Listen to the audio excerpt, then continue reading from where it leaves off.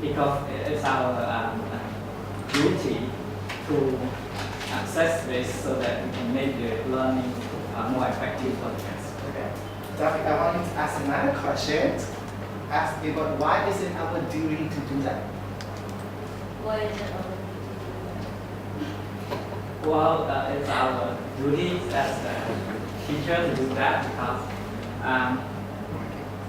well, we need to find out every single minute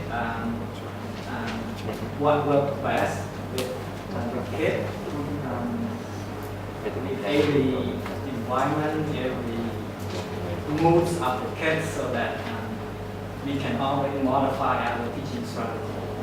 Thank you. You see the patterns right here? So we dig deeper and deeper. When people telling you the answer, that's okay, take it, accepted it, and then you ask them, why did you circle that answer? Because her answer is different from him. So it must be a reason why he circled that and she circled a different thing. And we want to understand that thinking process. And we ask them why they do that, and then they tell you before, and then he say, it is our duty, and then she asks him, why is it our duty? Your duty might be different from mine. Why are we doing it? Because we try to assess prior knowledge and experience, right? They must experience something, and this does not have to be this concept. For example, when you ask the kid what are their favorite food, you learn about their prior experience. When they're drawing something out that might cause you uneasy feeling, that's maybe the point for you to refer to someone else. Hey, you know what? I help the child keep drawing like dark images. I don't feel comfortable. It's out of my area of specialty. Every time when you ask the child to do something, you always try to assess the answer. Where or why or how they answer the way they do. Yes, very good. And here you go. You can share that. And we go with it. I forgot. Okay, go ahead. What's your name again, sorry? Shane. Shane? Shane. Shane. Shane. Shane. Yes. Okay, Shane. sorry. See, they keep asking until you pronounce it correct. Guess what? I will get it wrong again. But I will keep asking you again. Okay, what is your answer that is circle? Because it's already highlighted and we can involve. So we also need to work in this field.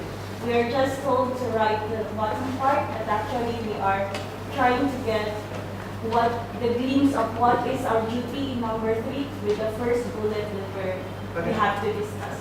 Okay, very good. There's another way to look at it. How about your answer? Actually have here the narratives, settings, and learning effective. Actually, in order to make the learning effective, we have to tackle different topics which is underrated. So we have to think about it first, and we have to examine things if that strategy is very effective, I guess. Okay, very good. So here you go. You can share. I did not ask you. I couldn't ask you to ask you why. But here is the truth answer. The answer is whatever you circle, it is the correct answer because it's important to you. Right? You always want to empower the child to make their own learning. Like I said, whatever is important to him might not be important to me. Whatever is important to me might not be important to her or to him. So why we have to limit our child in their own? Now, I did not start with that one. I start out by telling you what to circle and underline. In this page, I ask you one more time. I tell you what to do. So you provide that foundation in structure first, how to recognize what is important, what is keyword, and then you let your child practice. Right? And then you assess it. Yep. Yeah, very important to identify, analyze, and decide. Right, strategy is number 1. This is our strategy. You finally start. After this strategy, you can go out and grab something to eat quickly, and then we come back here, and I try to push it as fast as we can, so that at the end, you might have hit all the strategy. Okay, strategy is number 1. What is strategy number 1 called? Can you help me read it, please? Your name. What's your name? My name is Raj. Background. Can you read strategy number 1? What it is? Multi-sensory approach.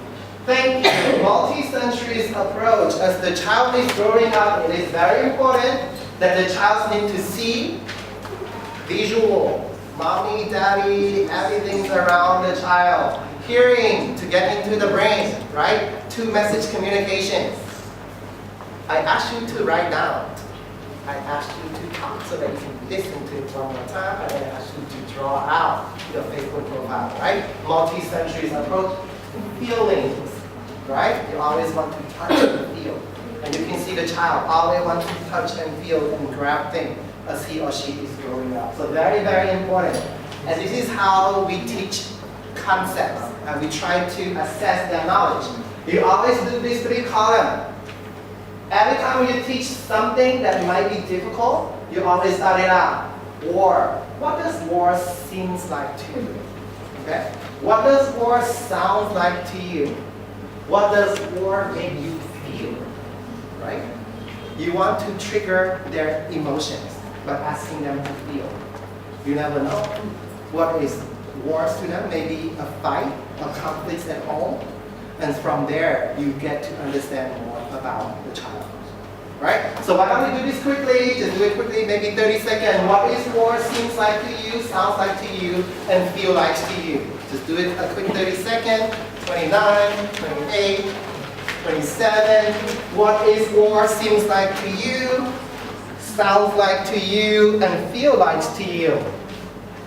Maybe seems like people fighting, sounds like people arguing, feel like uneasy feeling, bad, terrible, I do not know. We all experience the concepts of war differently as we go down. About 10 more seconds. Now, when I ask you to share, from now on, I want you to question your partner. Why war seems like that to you? Why war sounds like that to you? And why does war make you feel like that? Right? About 5 more seconds. Again, when you share with your partner, make sure they ask you those questions. Why it seems like that to you, sounds like that to you, and feels like that to you.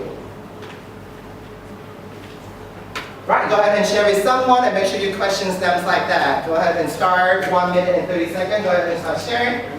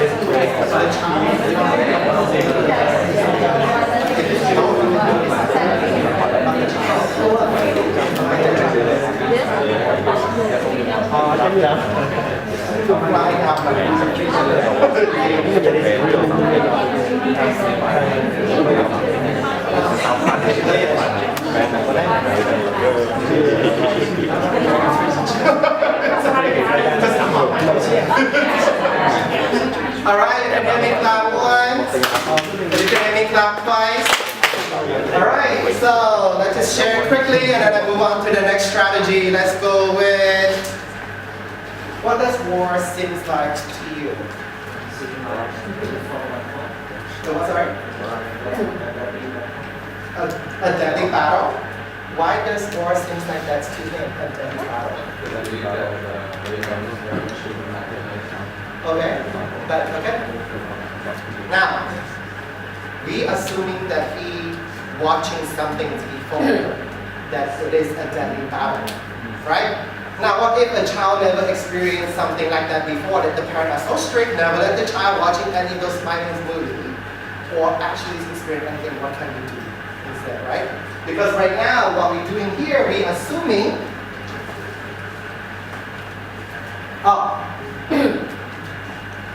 you see the color coding, I share this and then I will answer that questions to you. So every day in class, I always do look like.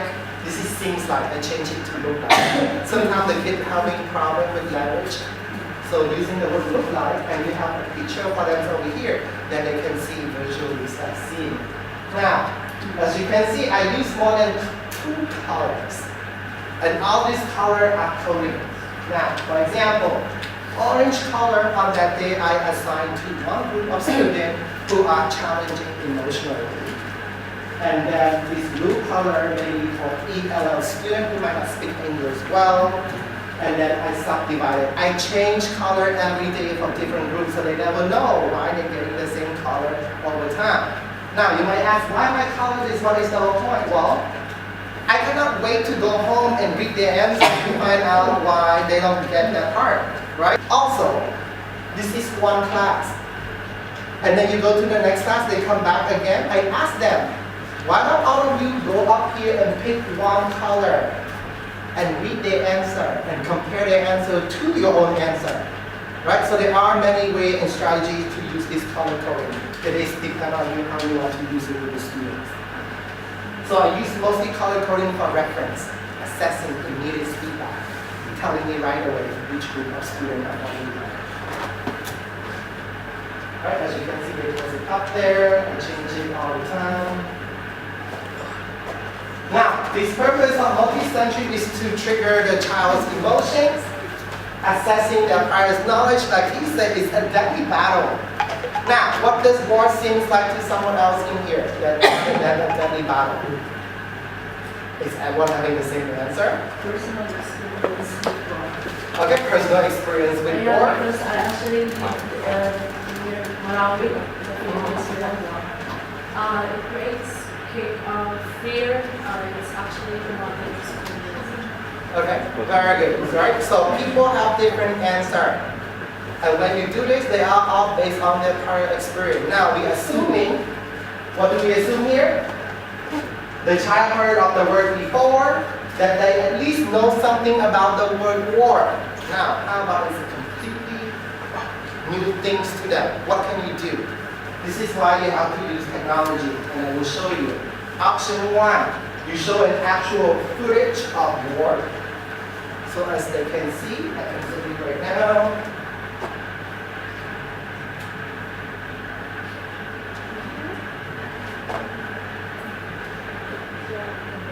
Right, you cannot hear the sounds right now, but so as this kid watching an actual footage of war, then I will ask them, seems like, sounds like, and feel like, right? Trigger their emotions, right? You're using this one, but then again, they don't know what is war, right? We are assuming they don't know what is war, but this is just to use their multi-sensory. Options number 2.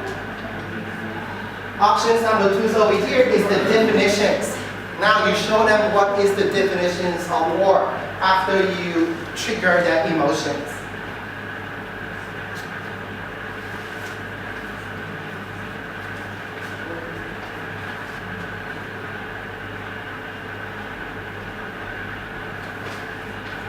Right, so I always use subtitles so my student can read aloud as well, because I don't know why the sound is not working right now, but they will try to understand, conceptualize what is war. So this guy will say war is not battle, but it also can be conflict within the family, conflicts at work, conflicts like in our relationships, friendship, right? You're teaching concepts of war, not an actual war. That's options number 2. And options number 3 is a war song. And sadly, the sound system is not working right now. But the music, the sound is very good. So now you're providing another level of wars for the child. So my question for you is that, which option would you use for your student to teach a new concept? Which option for the multi-century? Option 1, 2, or 3?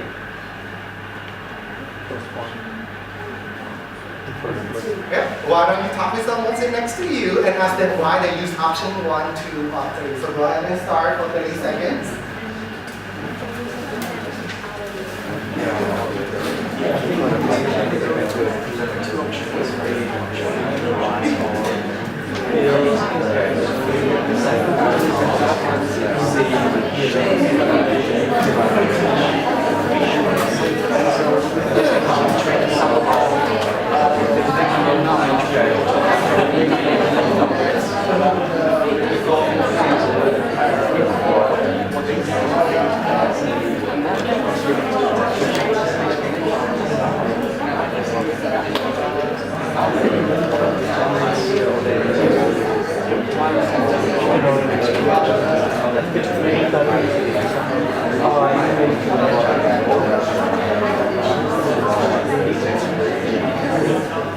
Alright, you can hear me clap once.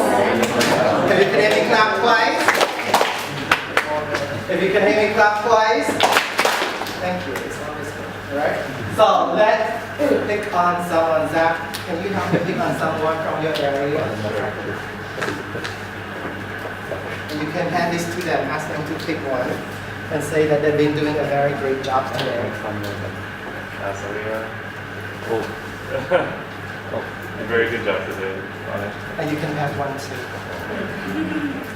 Right? Can you share your answer? Which option would you use? Well, to me, the 3 options there are very effective, but I would choose the first one and the second one. First one and second one, why?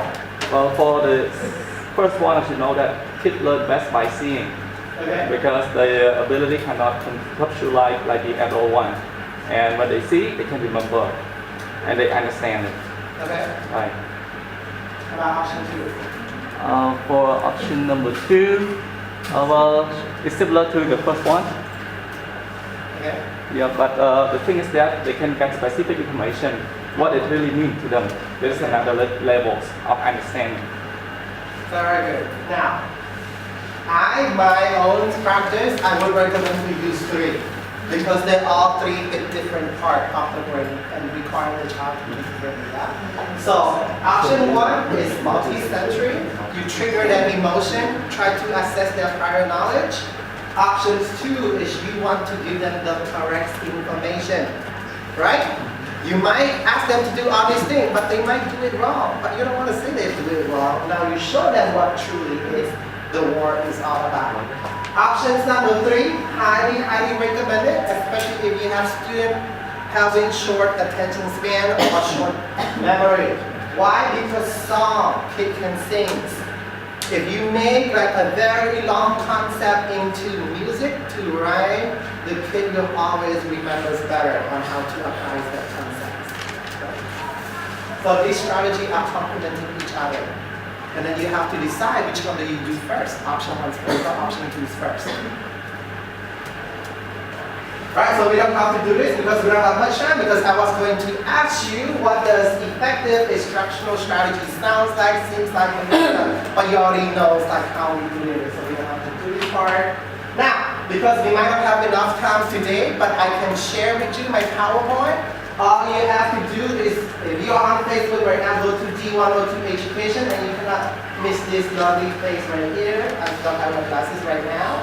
So when you send me or you comment on the pages your full name, your email, and say you want instructional strategy PowerPoint, right? Because I also have people message me or also comment on my page from Myanmar as well. So make sure you say your full name, your email. If you want, you can do it right now as well, and then I can share the PowerPoint slide with you. So D102 education. And again, this is coming from my business background. I'm promoting myself. And also, the reason I'm start doing this because there might be one day I might be too tired to travel around because again, I don't get paid to do this. I do this because I truly love doing this and it's my passion. So I want to create a common space where people can share teaching knowledge, especially to the people that we've been talking to before. Right? For example, if later on we do lesson plan activities, if you don't have time, you can do your own lesson plan, you can submit to my page, and then I can give you feedback, and then I can ask other people to give you feedback as well. Right? Get multiple different perspectives. Did you get all this? D102. Now, you might ask, why is it D102? Why do I name it D102? Anyone would like to guess? So D102 is my very, very first classroom that I started my teaching career. Yeah, you can just stand for that one, but it's D building. Okay, my building, I'm in D building, room 102. Okay, so I just create that just to something I always can look back of how I started my teaching career. So that's the instruction. Strategies number 2. So now we start here. From here on, I just go very fast. We don't have to do the activity. So strategies number 2 is called VAK, visual, auditory, and kinesthetic. Visualize, verbalize, and mobilize. So what do I mean by that? Visualize is when I ask you to sketch out your Facebook from the information that you have on page 1. Or visualize is what does it seems like, sounds like, and feel like in your head. So you visualize it out into real life. Verbalize is when we have the group activity, when you're talking to your partners or someone sitting next to you. Mobilize, this is when I ask you to move around and actually acting it out and put everything together. But because of the space, because we don't have much time, I did not do that with you today. Okay? And Kim is always prefer these mobilized parts right here is to act it out. Now, what do we assuming over here again? We are assuming that they are a perfect child. They listen to everything she do. But in real life, you already know they don't do everything that you ask them to do. So again, the culture is very important. Just like you running a business or a company. If you have a strong foundation of culture, you can ask anyone to do anything she wants. And here, how you can tell whether a teacher is effective or not. If you go into a classroom, you see a teacher shouting and screaming at the child to do this, to do that, to stay quiet, that is not effective at all. Because they will spend their time to get the child to behave, and no time left to actually teaching. Just like in real life, how many of you been in a relationships before? You should always show them. Now, if you too shy, that's fine. Now, when people are falling in love, they can sit too far away. They don't even have to talk. They just have to look and they smile because they know what each other want to say. Right? The heart is connected. Now, when the couple is fighting or about to break up, even they sit next to each other screaming, yeah, to each other. It's just like their hearts are not connected anymore, even they sit next to each other. Effective teacher is the same thing. You have to create an environment where you connect to your child's heart. If you go into a class and a teacher, all they do is to look at the child and the child is behave and sit down. That you know the teacher can communicate through eye contact. If they learn in here, but they cannot apply outside, then it is wasteful. Waste your time, waste your time. There is no learning, right? So always strive to see what are activities or projects that I can use so that my child can practice outside from my classroom. Right? So this is the grouping part. Now, assuming that you all have your lesson planning, you are in group 1, group 2, group 3, group 4, group 5. And the next thing I do is that I will ask 1 coming here, 2 here, 3 here, 4 here, 5 here. So each person from one group will form a new group. So now new group have 1, 2, 3, 4, and 5. Having 5 different topics on the table. Are you guys following me? Yes? I'm sure not all of you are following me, but I don't want to go all you right now. One more time. So we have group 1, group 2, group 3, group 4, group 5 on the 5 different topics. Now I will pull out one person from group to create new group. So each group now will have at least 1, 1, 1, 2, 1, 3, 1, 4, and 1, 5. Again, you don't have time to teach 5 topics at the same time, but you have 5 students to teach each other that 5 different topics. Now, the child might be very afraid of teaching.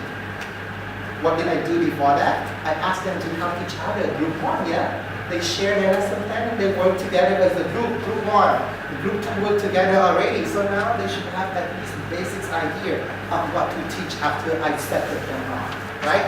So this is called the pathway. I will share with you after this. Alright, so this is the pathway is that we've been doing already. So pathway number 1, you always start off with individual. Right? I always ask you to think and write first before I ask you to share with your partner who sits next to you. And from there, I do group discussions to get more different ideas. And then teacher's feedback, I always close back on what I want to share with you. So this is called dramatics pathway. Why? Because it's slowly guiding your student from input to output to multiple points in here. 1, 2, and 3. We call think, pair, and share. Right? You guys follow me? Yep. So, your lesson plan, after you answer those 4 questions, you should ask, how am I going to design my learning experience so that my child can follow this pathway from knowing nothing to be able to do something afterward, after I do the final inputs for that. And you don't have to write this down because I'm going to share the slides with you, but make sure you send me the email as well. So, strategies number 3 is all about pathway, individual, partners, and group. Strategies number 1 is multi-sensory, and what do you do to the brain? For strategy 1, what we do to the brain is we ask the child to reflect. Reflections. At least the communication is input. And what is the action we want to do? We want to activate the knowledge inside their brain. Yeah? We put the message in their brain so that we can activate it in there. Multi-sensory, strategy 1. Strategy number 2, the pathway is called partnering or team. What do we do to the brain? Analyze and criticize. I ask you to ask why he chose that. I ask you to ask why he come up with that concept. So what do I do to the brain? Is analyze and criticize. And what is the communication channel? Is output. They verbalize it out. And the activation, what is it? We call experiment, because you don't know whether they get the correct answers or not. Right? You experiment these concepts. Last one is grouping. So it's the strategies combined together. Every time when you have one whole group.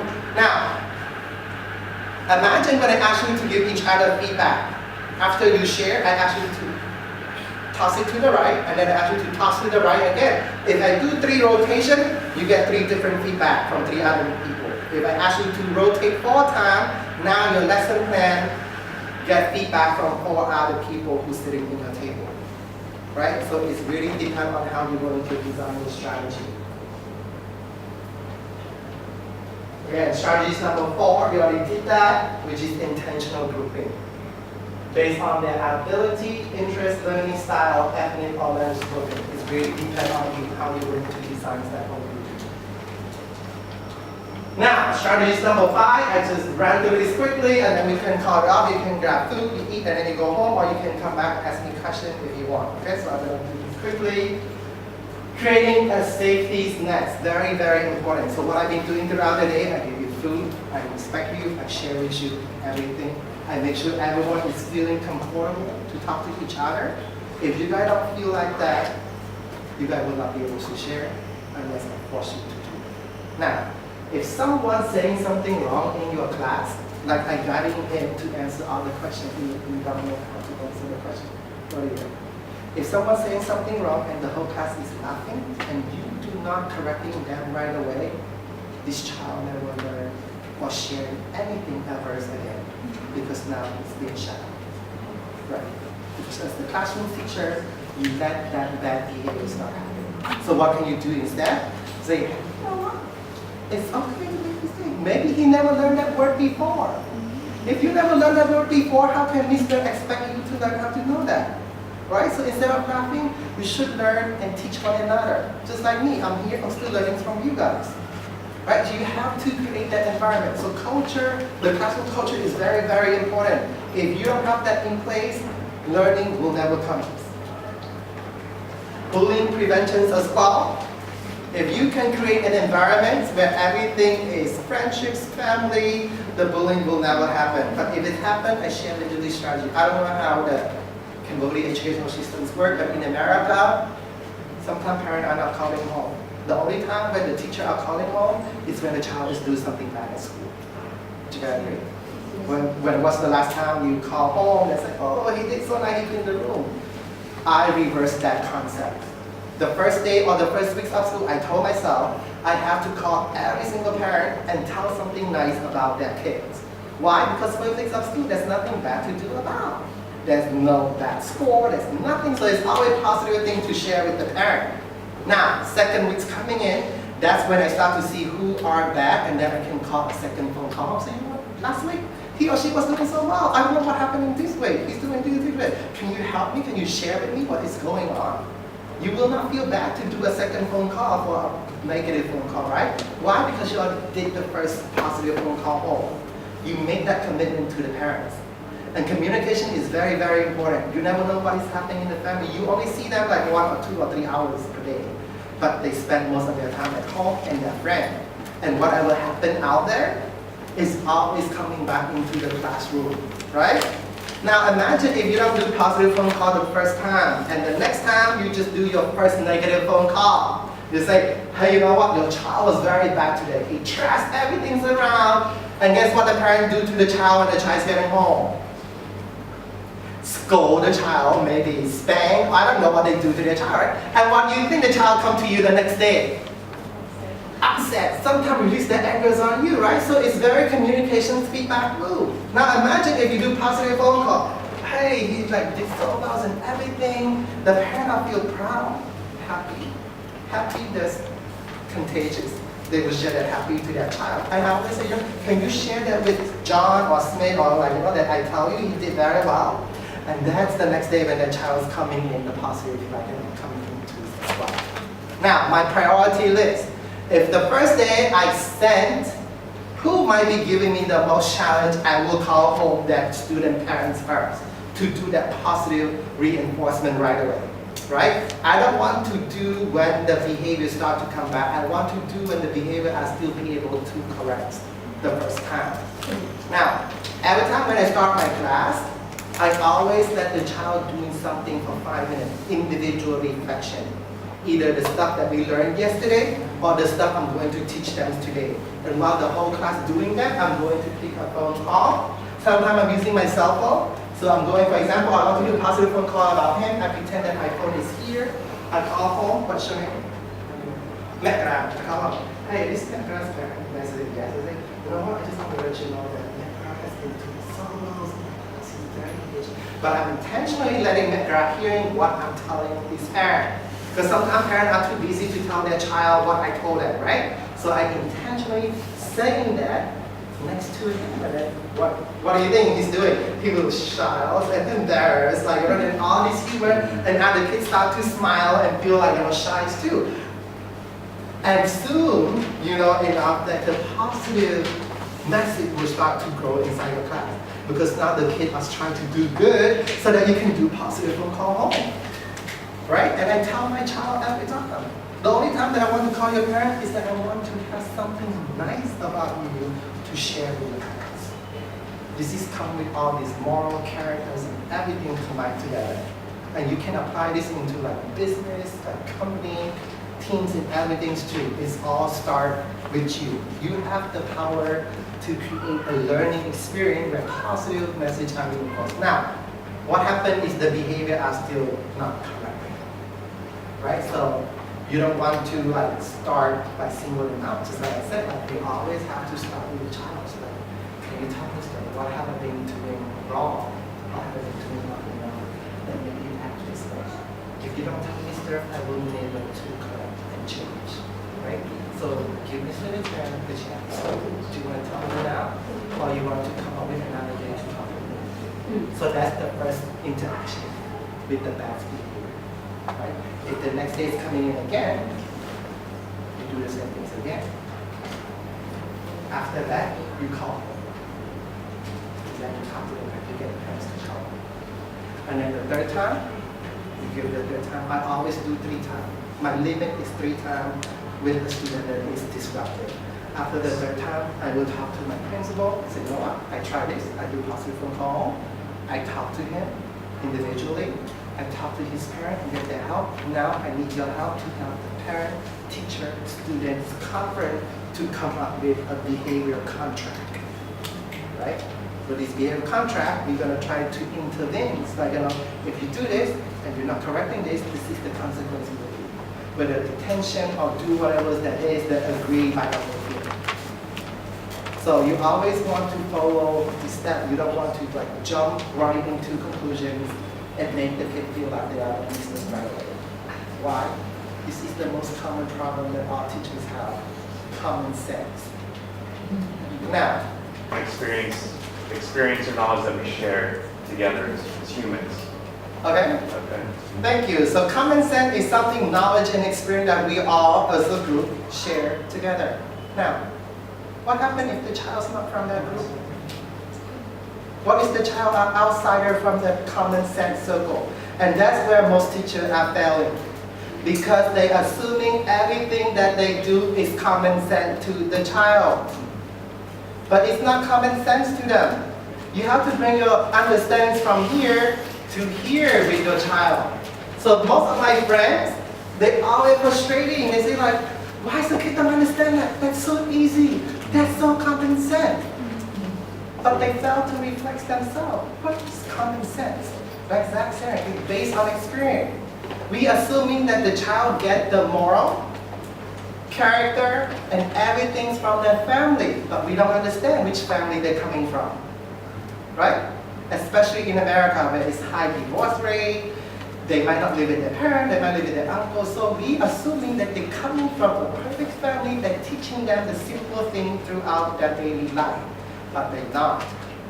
And if we keep assuming everything is common sense, we will mad at ourselves. Sometimes we pull the hair, why can you do that? Why can't you say that? So you have to take your common sense hats out and assuming everything is new to the child. So that when you do this, they can start to building these backgrounds and everything together from one little steps out, right? So that's part of the bully preventions as well, culture. Number 5 is very important in my personal opinion, and that's something that I cannot do activities with you. This is really depend on you as the individual classroom teacher, right? Because it's also depend on your student sets as well. How are you going to create this culture? But knowing that, you have that power to do that. Also, I'm not coming from a perfect teaching background. My first year, I almost get fired because I didn't know what I was doing. Right? And sometimes when I talk to them, I don't know why I put you as the bad child because you're sitting in front of me. Sometimes, my kids are bigger than me. Like, I'm like Asian and small, like that thing, but I'm teaching in Hawaii where kids are like big, twice bigger than me, like from islands there. And when they have this behavior, I don't want to fight with them. I'm scared. So sometimes when I sit, I try to. In my mind, I was very scared, but I won't show that to him. When I talk to him, has Mr. done anything? In my mind, it's like, oh my God, is he gonna punch me? Which part is gonna punch me? I swear to God, I have that in my mind. But I say, you know what? It is my responsibility. If I don't correct him, he will going on to do this to other people. I have to take that courage and the likelihood of getting a punch from him to change that. So I did that and I prayed to myself and thanks God, no one ever punched me. But you always have to take that courage. But at the same time, if something like that happens, how are you going to respond? But if you don't take that courage or the initiative, what do you tell to other kids? If he's the only child who can eat anytime he wants, using phone anytime he wants, what do you tell other kids? You're telling them that it is okay to do the same. And if you're not fair for them, if you have one kid that you're allowed to do misbehavior and you fail to correct that behavior by taking the courage to do that, That's when bully start. Bully start is when the teacher in the classroom failing to take the courage and the initiative to work with the bad behavior's child, right? Because guess what? Now other people think you are not the teacher anymore because you cannot even deal with one child. You don't take that courage. I know sometimes it's scary, but you always have to, I don't know, pray to God that He will punch you. But if you don't do that, you never know, right? And it turned out to be very good result, right? I followed that same procedure. I tried 3 times, and then I talked to the parent, and then I talked to the school principal to get help as well. And every time when you teach, you always have to have a supporting network. If you are the school principal, school director, you always have to build a supporting network for each other to help each other. If you want to practice, okay, who do you want to talk to when you're crying? The teacher teach next class, or like the teacher next to you, having eat together, gossiping about the student, how stupid they do in class. Like sometimes it helps to talk it out, right? But you have to realize who are your supporting network. I couldn't do it without my team at school. I create my own safety net for myself. Otherwise, I would never survive in the first year. Also, as a teacher, like I shared earlier at the beginning, sometimes we're too afraid to accept our mistake and correcting ourselves. And that's when we fail to learn. When I got that fire's notice, not like fire, but like that they were to fire me, is that I accept our responsibility. I'm not arguing with anything. Sometimes it's not my fault deep down. I feel that we always feel that when we did something wrong, we never feel it is our fault. It's some people else too. But I took the courage, I accepted that my mistake, but I asked my boss, can you teach me how to do it properly next time? All right? So that you can learn and grow. And guess what? After 1 year, I got promoted. After the 3rd year, I got promoted again. So instead of teaching 3 classes, now I'm teaching little and little so that I have more time to train other people as well. And now instead of working full year, I work only 165 days a year. The rest is holiday and vacations. Right? So that's why I have more time to go around the world and send this knowledge and you like. And if you guys learn something, I hope that you guys can share with other people as well. And always ask each other for help. What did you do in your class that is working? Ask them to come and observe. Right? I always ask people to come and observe my class to give me feedback. Because when I'm teaching stuff up here, I don't know what is happening down there. But if I have another adults in here who observe me, then they might be able to see my mistake or something that I do wrong. So always open your class for feedback. And if you are the school director or like principal or anything, you want to create that culture where people value feedback and do not fear to make mistake as long as they learn. This is how teaching is going to work, that we have to support one another. Right? If my kid so well behaved in my class, and by the moment they go out, they're turning back to the other class, I don't call that as an achievement. Because that kid might just fear in my class. Right? So I always take credit if the child will go from my class and do the same thing into the next class. And how can I do that? I have to communicate with that teacher, building a team with that teacher so that we can get on the same page. And at the end, they will see the value and make it less work for all of us. If we shut bad behavior first period and they go to the next class, that behavior is going again because that teacher not doing anything, they will never going to change. So how can you create a team where that you can share common practice and willing to learn and support each other so that the child go from one class to the next getting the same valuable learning experience, right? And that's also have to start from the top leaderships as well. But sometimes you cannot wait for that. You just have to do it from the side, initiate that part. So social emotional learning, I already shared most of this part already. You can do more research. All you have to do is just Google. I love Google. I always tell my child also to go to Google. And if you have any question, ask me and then we Google together. Because I always tell them, I don't know anything. Right away, you have to tell them, I am not the superhero you think I am. I'm still learning it with you. If you cannot Google it, I Google with you. And we learn and teach each other. And you make it more fun. And that's another thing I want to share with you too. This is my future. If you're going to have children, you always want your children to treat you like their best friends. Why? Imagine Sometimes when kids have problems at school or something happening in their life, they might not choose to tell their parent. They tell their big friends. Right? Because the gap between the parent and the child sometimes can be so distant. Sometimes they are too afraid to joke with you or telling humors or something. There's always that wall. So that's why sometimes parents are having very difficult time to communicate with their child because they are not best friends.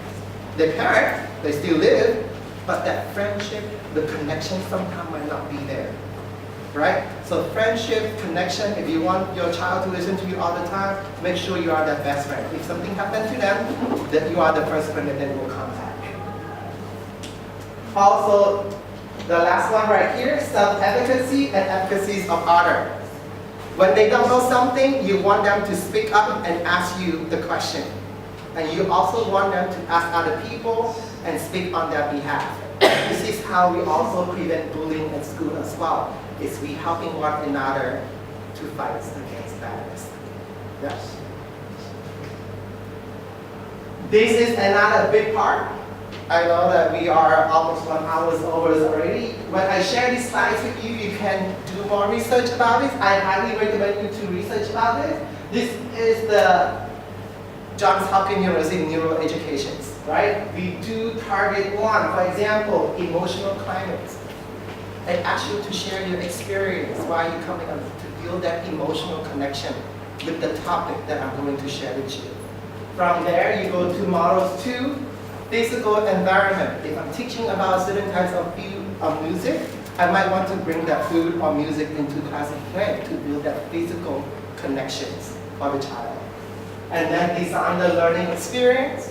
If it's 5 people in the class, if it's 10 people in the class, if it's 20 people in the class, what is your learning experience might look like? And then teaching for mastery, contents of skill and concept. Remember, war. When you're teaching concepts of war, that is content. If you're teaching war as a type of conflict within your daily life, that is skill to solve the conflicts. Right? The child will never go to war, but they might have conflicts in their daily life. So your topic, how do you build interest for them to come to your class every day? Is that everything you teach, tell yourself, how can they use that in real life? What skill can they use? Targets number 5 is teaching for the applications. I always have projects for my class. Now, some of you did not get to see this earlier, but I shared with the first group the YouTube, what is my class look like? My scary face. Okay, so we don't have the sound, but so this year I got nominated for the Outstanding Educators of the Year and I won that award. So I was going to ask you to redesign your lesson plan about food, music, and everything, but we don't have time for that. Lesson sharing. If you have any lesson plan and you want to practice the strategy that I shared with you today, post it onto my page. I promise I will give you the feedback. And then any question that you might have, if I know the answer, I share with you. If I don't, I will try to look for other people's answer who might be able to help you as well. So the feedback, if you can also, how many of you have emailed me your emails already? Message me on my page your email. Do you want to do it now? Let's do it now. So go ahead and do it now so that I can share with you these PowerPoint slides. So if it's Google or Gmail, it's better. So if you were not here, it's D102 Education. Send me your message with your email, your full name, and also say it is instructional strategy. Okay? And I will go home and just click share to everyone. And then you guys can also send me back your lesson plans as well. So first, last name, email, Gmail's preferred because I created through Gmail slide.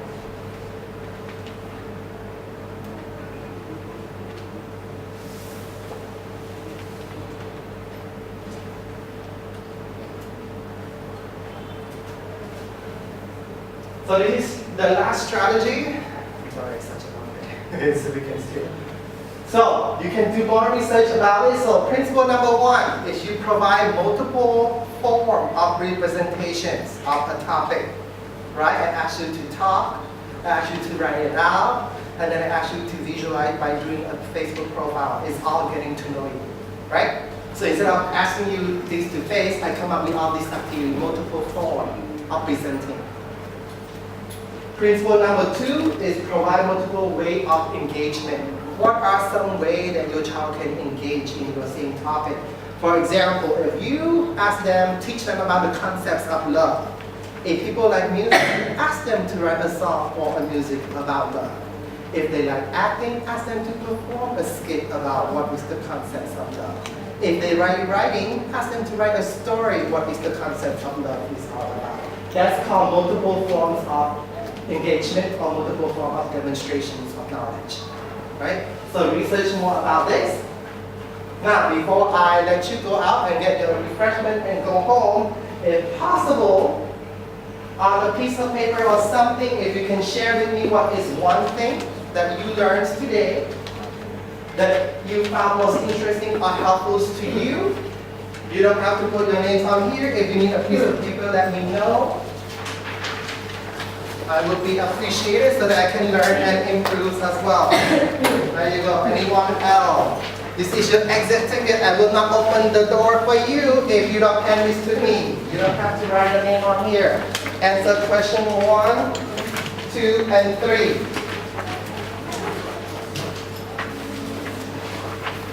This is another strategies as well. It's called exit ticket. If you can hear me, clap once. If you can hear me, clap twice. If you can hear me, clap twice.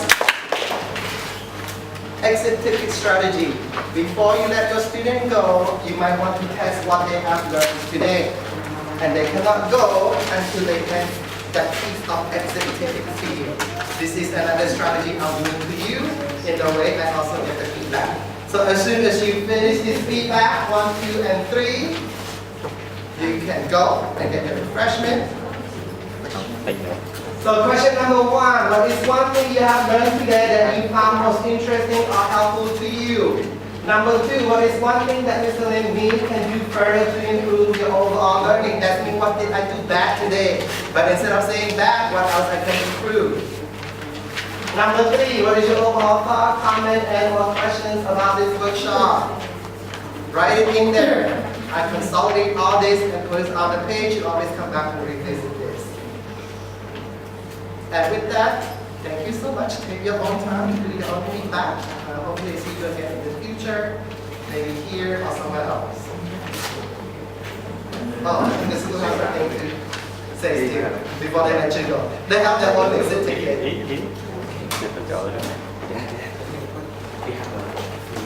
Oh, okay, thank you. Oh, look at my picture. Wow. Is that me? I thought I was skinnier than that.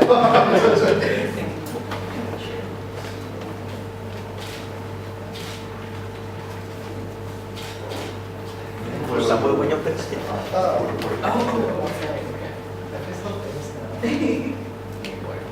Great. Thank you. Okay.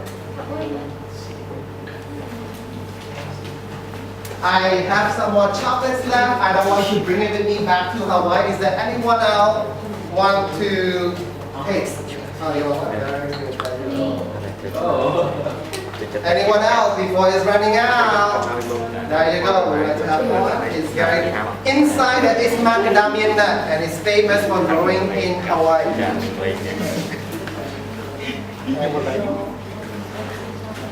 I have 5 left. Is there anyone else? Don't be shy. There you go. See, I told you, food always works. Food always gets to the soul of the child. But you guys are the child. Last one, lucky one. When you eat this last one, you will feel better. You just have to go to the gym after that. I'm sorry, can you speak? Yeah. Okay. What's the general name? Yeah. Oh, I still have some of this Muji left from Malaysia. Is there anyone else want to try this? Brian wants to try this. Can I try one? Anyone else? I have to get it because I use it as my badge. So it's simple. Okay. Here, you can have it. But you can share it into if you want. Anyone else? I have 2 left. There you go. There you go. There you go.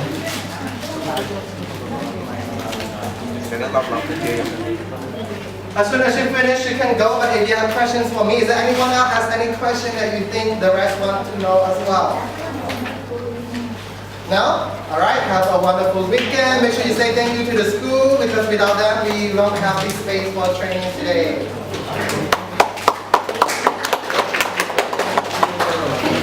You cannot go if you don't give me the piece of paper for feedback.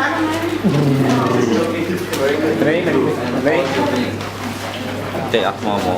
Thank you. Chạy ạc mò.